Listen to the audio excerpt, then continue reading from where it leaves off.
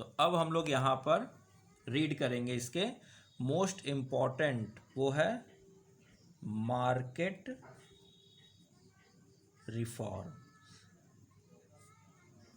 देखिए अभी तक हमने क्या देखा इसके, एग्रीगेरियन रिफॉर्म पहला। सेकंड हमने क्या देखा इसके, एडमिनिस्ट्रेटिव रिफॉर्म्स, जिसमें हमने देखा कि इसने वजीर वगैरह पोस्ट बनाए, इसने आमीर्स ज़मीनों का नाप करना, वहाँ पर टैक्स डिपार्टमेंट व दीवाने रियायत वगैरह सब हमने देख लिया। अब यहाँ पर हम देख रहे हैं कि इसने देखा कि मार्केट क्या है, एग्रीकल्चर के बाद मार्केट ही वो मोस्ट इम्पॉर्टेंट प्लेस है जहाँ से आप क्या करते हो, रेवेन्यू यानी टैक्स कलेक्ट करते हो। और मार्केट में अगर आपकी नहीं चलेगी या मार्केट में अगर आपको सही टैक्सेशन नहीं मिला तो आपकी रॉयल ट्रेजरी को काफ़ी नुकसान झेलना पड़ेगा। तो इस वजह से इसने अगला जो स्टेप उठाया, और बहुत बढ़िया, मतलब समझिए कि बढ़िया यूँ कह लीजिए कि इसने बहुत ही दिमाग लगाया हर तरीके से चीज़ों को स्टेबलाइज करने का।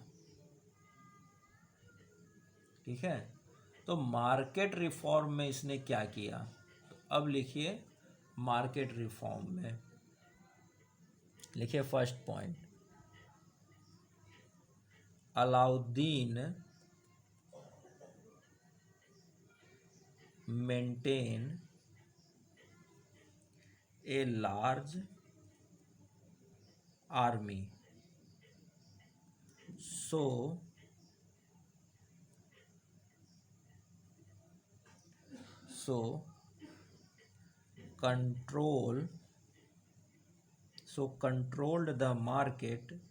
controlled the market, and lowered or fixed the prices of the commodities of daily use। अब देखिए यहाँ पर आर्मी और मार्केट के बीच में क्या रिलेशन इस्टेब्लिश हो रहा है, ये आपका लॉजिकल क्वेश्चन का आंसर है। जब आपको क्या देखने को मिलेगा, आपको देखने को मिलेगा कि कैसे असर्शन रीजन या ट्रू एंड फॉल्स के क्वेश्चन करने हैं, वहाँ पर इसकी मदद मिलेगी। अब देखिए अभी तक हमने देखा कि जो इक्तादार होते थे वो अपने साथ आर्मी मेंटेन करते थे, तो सुल्तान को जब भी वार तो वो इक्तादार के यानी कि अपने फ्यूडल लॉर्ड्स की मदद लेनी पड़ती थी। इसने हमने देखा कि एग्रीकल्चर रिफॉर्म में इक्तादारों को ख़त्म कर दिया था, इक्तादारों को ख़त्म किया और सब कुछ क्या किया, अपने कंट्रोल में लिया। और अपने कंट्रोल में लेके क्या कहा कि वो जितनी ज़मीन है सब क्या है, खलीसा। तो अब इक्तादार के पास आर्मी नहीं रह गई, लेकिन इसको अपने आप को मजबूत बनाए रखने के लिए और कॉन्क्वेस्ट टेरिटरी एक्सपेंशन के लिए आर्मी चाहिए। तो इसने खुद डायरेक्ट एक सेंट्रलाइज्ड आर्मी मेंटेन की। अब जब आप सेंट्रलाइज्ड आर्मी खुद सुल्तान मेंटेन करेगा तो उस आर्मी को सैलरी कौन देगा, सुल्तान देगा। जैसे आज अभी इंडियन गवर्नमेंट अपनी इंडियन आर्मी को मेंटेन करती है तो सैलरी देती है ना। ये तो है नहीं कि हर एक स्टेट क्या करती है, आर्मी मेंटेन करती है और हर स्टेट सैलरी दे, नहीं, हमारी आर्मी क्या है, सेंट्रलाइज्ड, सेंट्रल गवर्नमेंट के हाथ में। सेम इसने वही किया, इसने इक्तादारों और जो फ्यूडल लॉर्ड्स थे वहाँ से क्या किया, कुछ नहीं, जो आर्मी है वो सबसे बड़ी आर्मी मेरे पास रहेगी और मैं उनको सैलरी दूंगा। अब देखिए ये सैलरी अगर दे रहा है, मान लीजिए ये सैलरी दे रहा है 100 रुपये की, कितनी सैलरी दे रहा है, 100 रुपये। अब अगर ये 100 रुपये लेकर वो सोल्जर सैनिक मार्केट में जाए और उसकी ज़रूरत की चीज़ें अगर वो ख़रीदे और वो 120 रुपये पड़े, तो यानी वो सैनिक अपनी ज़रूरत नहीं पूरी कर पाएगा। अब अगर सैनिक अपनी ज़रूरत नहीं पूरी कर पाएगा तो वो राजा का वफादार बना रहेगा कि वो उस और एक्स्ट्रा इनकम की कोशिश करेगा। वो राजा का वफादार नहीं रह जाएगा। तो इस वजह से इसने कहा कि अगर मैं मार्केट को कंट्रोल करके प्राइस को 90 रुपए तक रोक लूँ, जितनी ज़रूरी सामान है उनकी प्राइसेस को मैं डिसाइड करूँ और उनको एक लिमिट पर लाके रोक दूँ, उसके बाद मैं प्राइस बढ़ने ही ना दूँ। तो अब वो सोल्जर मेरा 100 रुपये लेकर मार्केट अपने घर से निकला, यानी मेरी सैलरी, और वो गया और उसको 90 रुपये में उसके सारे ज़रूरत के सामान, उसके गृहस्थी का सामान, उसके घर की ज़रूरतें पूरी हो गई और 10 रुपये उसके पॉकेट में बच भी गया, तो वो तो राजा के गुण गाएगा और उसकी लॉयल्टी अपने राजा के प्रति, अपने सुल्तान के प्रति बनी रहेगी। दूसरी बात, अगर सुल्तान प्राइसेस फिक्स कर रहा है या उनके प्राइसेस को कम कर रहा है, इसका मतलब वो इन्फ्लेशन को कंट्रोल कर रहा है। और इकोनॉमी इन्फ्लेशन को प्राइस राइज को अगर वो कंट्रोल करके रखा हुआ है राजा ने, यानी सुल्तान ने, तो सुल्तान को बार बार अपने सोल्जर्स की सैलरी इंक्रीज नहीं करनी पड़ेगी। यानी अगर मान लीजिए इन्फ्लेशन 100 रुपये से बढ़ के 120 रुपये हो गया, तो अगले महीने उसको सैलरी कितनी देनी पड़ेगी? हर सोल्जर को सैलरी 120 रुपये देनी पड़ेगी। तो इतनी बड़ी आर्मी की सैलरी अगर 20% से बढ़ गई, तो यानी रॉयल ट्रेजरी पर कितना ज़्यादा खर्चा बढ़ गया। तो इससे क्या हो रहा है? इससे मार्केट के प्राइस को कंट्रोल करने की वजह से रॉयल ट्रेजरी भी क्या हो रही है? सेंट्रलाइज्ड ट्रेजरी यानी सुल्तान की ट्रेजरी पर भी बोझ कम पड़ रहा है। इन्फ्लेशन कम हो रहा है तो उससे सिर्फ सोल्जर को ही नहीं, पूरी जनता, होल पब्लिक, जो भी उसके सिटीजन हैं उसके टेरिटरी में, सबको उसका फ़ायदा मिल रहा है। हर कोई अपनी ज़रूरत के सामान को खरीद पा रहा है। तो देखिए इसने कितना, मतलब इतना समझिए कि अब इसको कितनी समझ थी भगवान जाने, क्योंकि हम तो उससे मिले नहीं, लेकिन इसने एक अच्छा डिसीजन ये लिया इन्फ्लेशन को कंट्रोल करने के लिए। हाँ, उस वक्त इकोनॉमी ऐसी नहीं थी, उस वक्त की इकोनॉमी अलग थी, इतनी ज़्यादा इंटरलिंक्ड इकोनॉमी नहीं थी। तो इसने क्या किया? इसने बहुत ही अच्छाई से और चतुराई से क्या किया? इन्फ्लेशन को कंट्रोल रखा, ताकि हमें सैलरी बहुत ज़्यादा ना देनी पड़े अपने ऑफिशियल्स को और अपने आर्मी पर्सनल यानी सोल्जर्स को, जिससे कि रॉयल ट्रेजरी पर बोझ कम पड़े और कम सैलरी में जब वो मार्केट में जाएगा और उतनी ही सैलरी में अगर उसकी ज़रूरतें पूरी हो रही हैं, तो वो एक्स्ट्रा सैलरी की डिमांड नहीं करेगा और लॉयल्टी उसकी हमेशा बनी रहेगी। तो ये देखिए, ये आर्मी और मार्केट को के प्राइस को, कम्युनिटी की प्राइस को फिक्स करने के बीच का रिलेशन, और यही टाइप के क्वेश्चन असर्शन रीजन में या ट्रू एंड फॉल्स में आपसे पूछ लिए जाते हैं। तो यूपीएससी इस तरह के क्वेश्चंस, लॉजिकल क्वेश्चंस डालती है। ठीक है, यहाँ तक हो गया। नेक्स्ट लिखिए, नेक्स्ट पॉइंट लिखिए, अकॉर्डिंग टू बर्नी। बर्नी कौन है? एक राइटर है, ठीक है ना, अल-बरूनी। ठीक, according to Barani, 3 markets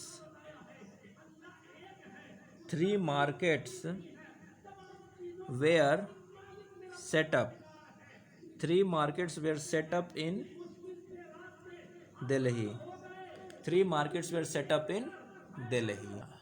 According to Burney, 3 markets were set up. कौन से मार्केट? तो लिखिए फर्स्ट। अच्छा, मार्केट भी क्या है? जैसे मैं फर्स्ट, जो जिसको फर्स्ट बोल रहा हूँ उसी को आप भी फर्स्ट समझिए। फर्स्ट क्या है? For food grains, for food grains.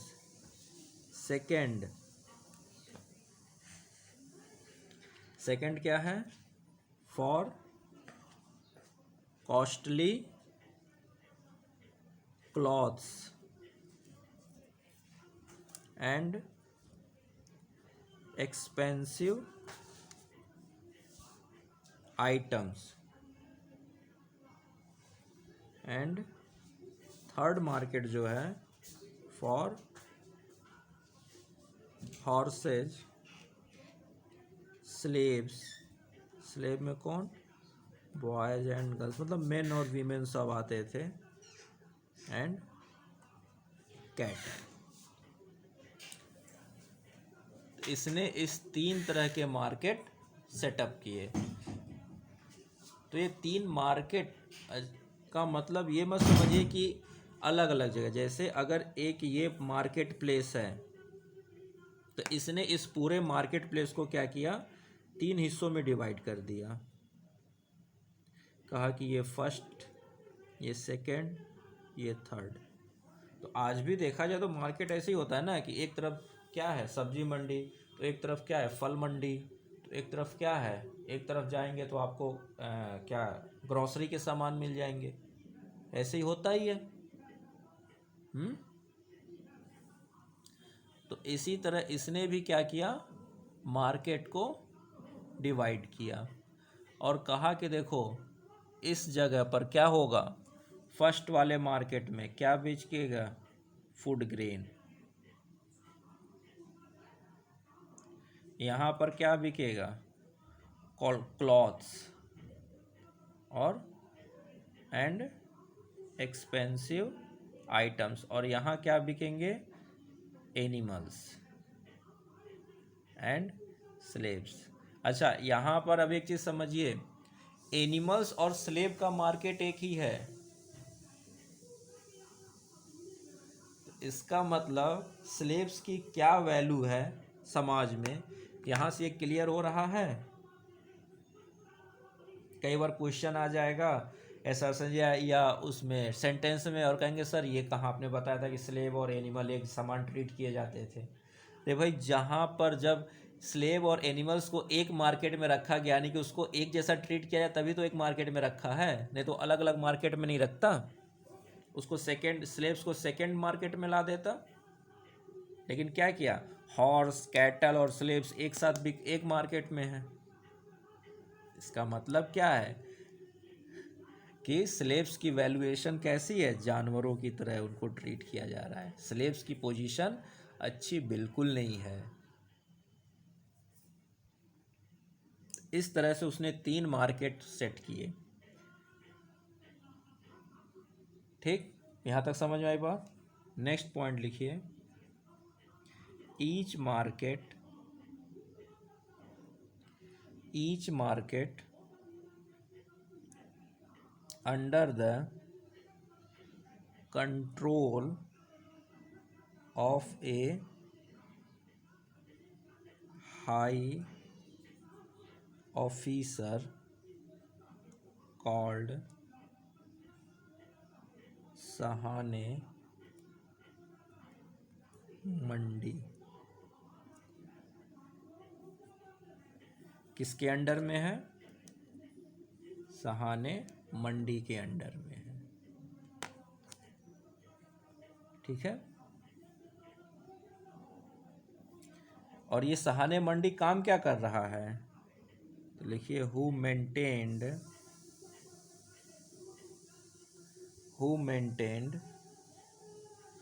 a register of merchants and strictly controlled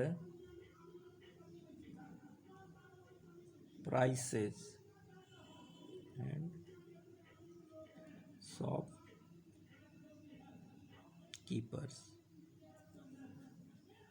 तो कहने का मतलब है कि इस मार्केट में कौन सा व्यापारी कितना सामान लेकर आया, कितना सामान उसने बेचा, किस दाम पर बेचा, ये सारी चीज़ों का रिकॉर्ड कौन मेंटेन कर रहा है, सहाने मंडी। ठीक है। तो सहाने मंडी इसी वजह से इम्पोर्टेंट है। अब कई बार तो यहाँ तक होता था कि कई कॉमोडिटी ऐसी होती जिनका प्राइस खुद अलाउद्दीन खिलजी मेंटेन करता था या फिक्स करता था। जैसे मैक्सिमम टाइम तो क्या होता था, सहाने मंडी, हाँ, तो हर मार्केट का एक अलग अलग है ना सहाने मंडी, हर मार्केट का अलग अलग सहाने मंडी है, ठीक है। तो वो, और फिर उनके ऊपर एक और आ गया, वो डायरेक्ट किसको करेगा। अब ऐसा तो है नहीं कि पूरे टेरिटरी में एक ही बाजार लग रहा है, अलग अलग प्रोविंसेस में, अलग अलग प्लेसेस में कैपेसिटी अनुसार अलग अलग मार्केट्स लगेंगे। तो जो भी मार्केट जहाँ भी लगेगा वो इसी तरीके से लगेगा, क्योंकि कैपिटल में जो सोल्जर है या जो सैनिक है या जो ऑफिशियल हैं, वो जो इतने कि सिर्फ एक ही जगह के हो, वो पूरे प्रोविंस के अलग अलग जगहों से हैं। तो पूरे अपने टेरिटरी में उसको क्या करना है, प्राइस को कंट्रोल करना है। सिर्फ कैपिटल के मार्केट में तो नहीं करना ना, उसके पूरे अपने टेरिटरी में पूरे प्राइसेस को कंट्रोल करना है। तभी तो उसने इतना अच्छा स्पाई सिस्टम बनवा रखा था, स्पिनर सिस्टम, कि अगर कहीं कोई गड़बड़ी होती थी उसको पता चल जाता था। अगर उसने फिक्स कर दिया कि चावल का प्राइस 30 रुपये से ज़्यादा नहीं होना चाहिए, तो पूरे उसकी टेरिटरी में हर जगह 30 रुपये तक मैक्सिमम प्राइस पे चावल बिकेगा, उससे ज़्यादा एक पैसा भी नहीं भी। अगर किसी ने उससे ज़्यादा बेचने की कोशिश की तो वहाँ खबर पड़ जाती थी, और उस व्यापारी को भी और उस सहाने मंडी को भी, सबको पनिश किया जाता था। ठीक है, समझ में आई बात? और तो कई बार तो सहाने मंडी प्राइस डिसाइड करता है। बहुत से टाइम पर तो ये होता था कि अलाउद्दीन खिलजी खुद कमोडिटीज़ के या बहुत सी चीज़ों के प्राइस डिसाइड करता था, और जो प्राइस वो डिसाइड करता था उसी प्राइस पर उस व्यापारी को वो सामान बेचना पड़ता था बाजार में जाकर। ठीक है, नेक्स्ट पॉइंट लिखिए, लिखिए सुल्तान also received reports from बरीद्स, क्या है ये, इंटेलिजेंस ऑफिसर्स, बरीद्स क्या, इंटेलिजेंस ऑफिसर्स, रॉ एजेंट एंड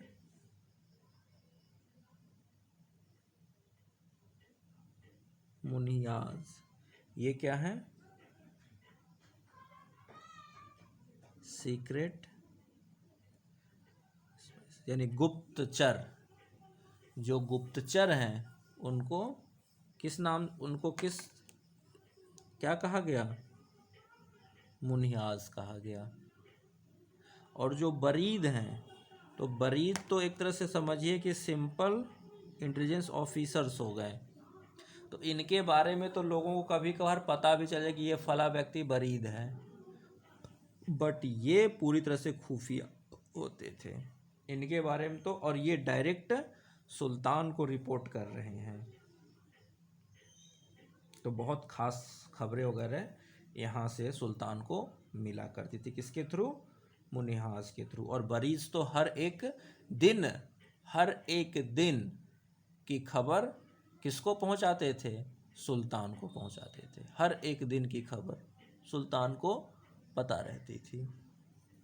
ठीक है, तभी तो उसने इतने ढेर सारे ये चौकी वगैरह सब बनवा रखे था, ताकि हर दिन की खबर उसको मिलती रहे सुबह शाम। नेक्स्ट पॉइंट लिखिए इसी में, मार्केट रिफॉर्म्स में नेक्स्ट पॉइंट लिखिए, लिखिएगा he used to send slave boys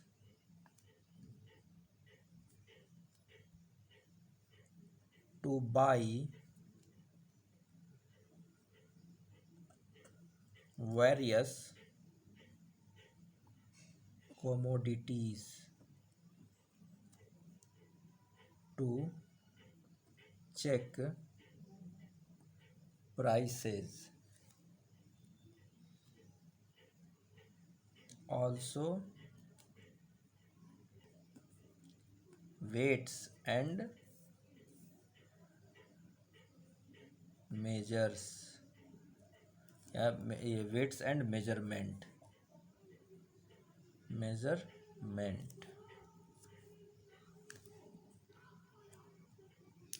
If any violation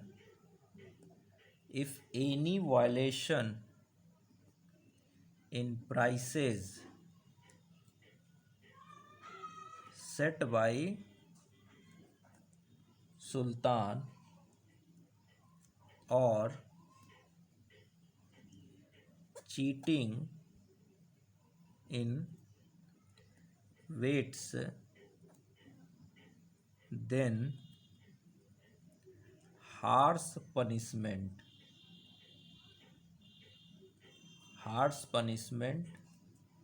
or imprisonment.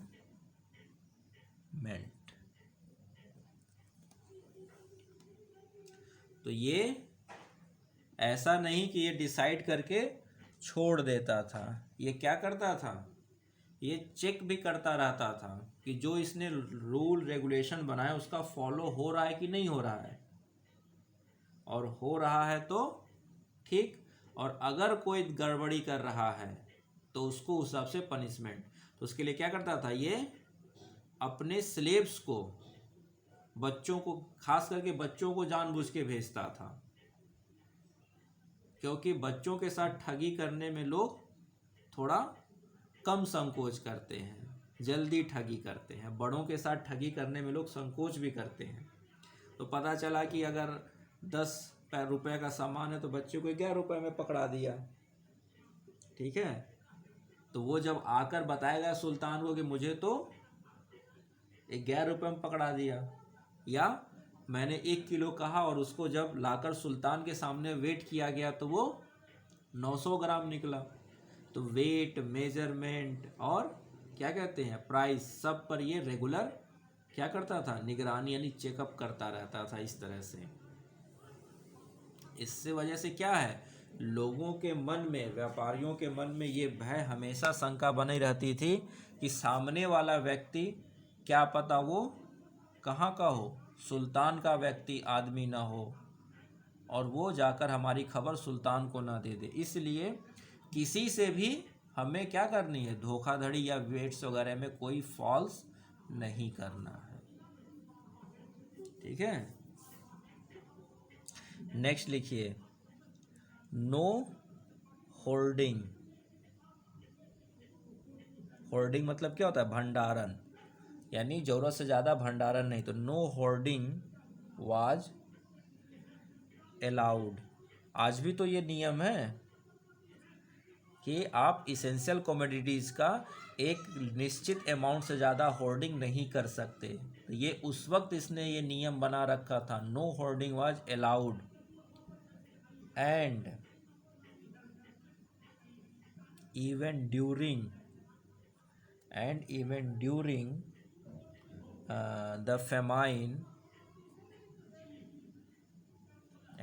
during the famine, the same price was maintained. सोचिए, फेमाइन के टाइम पर भी ये प्राइस राइज नहीं होने देता था, क्योंकि फेमाइन के टाइम तो प्राइस राइज हुआ तब तो और ज़्यादा नुकसान हो गया ना आम पब्लिक का। फेमाइन के टाइम पर तो उनको फ्री में मिलना चाहिए, बल्कि जैसे कोविड था तो कोविड में देखिए सारे चीज़ों के दाम बढ़ गए थे। तो क्यों बढ़ गए थे?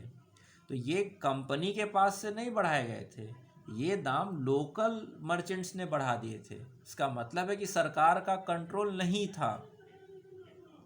तो जब लोगों के पास इनकम के साधन नहीं है, फेमाइन आ चुकी है, इतनी बड़ी त्रासदी है, उस वक्त आप और ज़्यादा दाम बढ़ा रहे हो, इसका मतलब क्या है? आप लोगों के लिए जिम्मेदार नहीं हो। ठीक है, तो ऐसे कंडीशन में तो और नहीं दाम बढ़ने चाहिए, पर हमारे देश में तो उल्टा ही हुआ था। और अलाउद्दीन खिलजी को जिसको हम लोग इतना बुरा कहते हैं, वो देखिए क्या काम कर रहा है। तो यही होता है कि सही जानकारी, सही पढ़ाई इसीलिए ज़रूरी होती है। इसी में लिखिएगा, regulations were issued to fix the prices of all commodities। सभी आइटम्स की प्राइसेस के लिए एक लिस्ट आ जाती थी कि किस प्राइस पे आपको कौन सा सामान बेचना है। मतलब इतने से ज़्यादा पे आप नहीं बेच सकते, बाकी आप उससे नीचे जितना चाहो फ्री में दे दो, कोई दिक्कत नहीं, लेकिन मैक्सिमम प्राइस सबकी फिक्स हो जाती थी। और फेमाइन के टाइम पर तो पूरी तरह से और भी ज़्यादा मेजर्स लिए जाते थे। तो जैसे प्राइस फिक्स कर किया था, तो उसमें कुछ एग्जांपल है, बहुत कम चांस है इफेक्ट आने का, लेकिन फिर भी एक बार लिख लीजिए। वीट, गेहूँ सोल्ड एट 7.5 जीतल्स। बार्ले यानी कि जौ एट 4 जीतल्स। गुड क्वालिटी राइस कितना? एट 5 जीतल्स।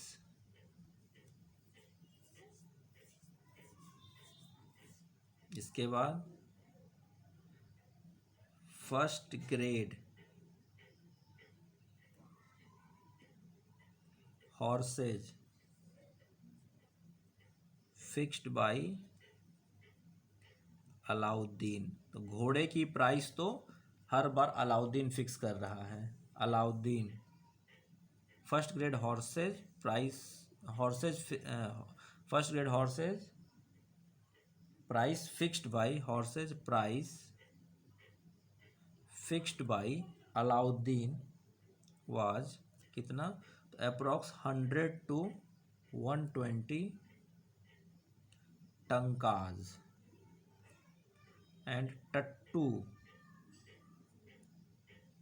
यानी कि पोनी 10 to 25 टंकाज। तो जैसे वीट, अब देखिए यहाँ पर एक चीज़ और समझिए, राइस सस्ता है और वीट महंगा है। अलाउद्दीन के टाइम पर राइस सस्ता है, वीट गेहूं महंगा है। आज के टाइम पर क्या है? राइस महंगा है और गेहूं सस्ता है। तो ये किसकी देन है? ये देन है हरित क्रांति की, कि हमने गेहूं बहुत ज़्यादा उगाया और राइस को उगाने में खर्चा ज़्यादा आता है, तो राइस थोड़ा महंगा बिकता है और गेहूं सस्ता है। लेकिन उस वक्त गेहूं महंगा है, राइस सस्ता है, ये थोड़ा सा दिमाग में रखिएगा इस बात को। घोड़ों की प्राइस, जो बहुत अच्छे अरबी घोड़े या बाकी क्वालिटी के घोड़े, हाँ नहीं, राइस ज़्यादा होगा, हाँ ये आप कह सकते हो। उस वक्त गेहूं बहुत कम होता था और राइस ज़्यादा होती थी, क्योंकि राइस जो थी वो मेन क्रॉप हुआ करती थी। और आज भी राइस ही तो मेन क्रॉप है। गेहूं कहाँ केवल नॉर्थ इंडिया में तो हो रहा है, पंजाब, हरियाणा, उत्तर प्रदेश, बिहार और मध्य प्रदेश। उसके बाद तो साउथ इंडिया चले जाओ, पूरा राइस, बंगाल, उड़ीसा, छत्तीसगढ़, महाराष्ट्र, तेलंगाना, आंध्रा, कर्नाटका, तमिलनाडु, केरला, वो तो राइस हार्वेस्ट करते हैं और फिर राइस की क्रॉपिंग कर देते हैं, क्योंकि वहाँ पर तो वो ठंडा मौसम पहुँच ही नहीं पाता। हम नॉर्थ इंडिया में तो वो क्लाइमेटिक कंडीशन अचीव करते हैं वीट के लिए। ठीक है, तो घोड़ों की प्राइस, फर्स्ट ग्रेड घोड़ों की प्राइस 100 से 120 टन का। टट्टू, टट्टू मतलब क्या, वो पोनी यानी कि गधे, गधे कह लीजिए, खच्चर कह लीजिए, जो थे उनकी प्राइस 10 से 15 टन का। तो इस तरह से इसने क्या किया, पूरे मार्केट को कंट्रोल करता था। कौन, अलाउद्दीन खिलजी।